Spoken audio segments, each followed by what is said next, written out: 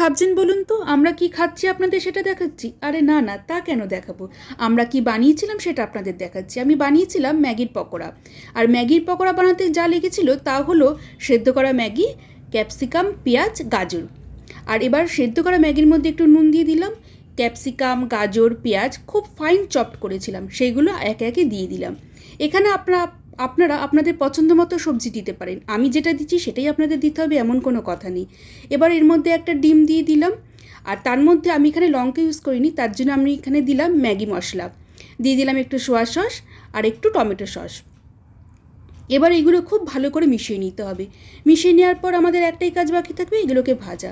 Frying প্যানে একটু তেল দিয়ে ভালো করে গোল করে যেরকম যে শেপে পারবেন সেরকমভাবে দিয়ে দেবো।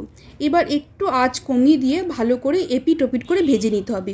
আপনারা যদি খুব কড়া করে ভাজছেন, কড়া করে ভাজবেন, আপনাদের পছন্দ মতো ছেড়ে দিলাম আপনারা কীরকম ভাজবেন।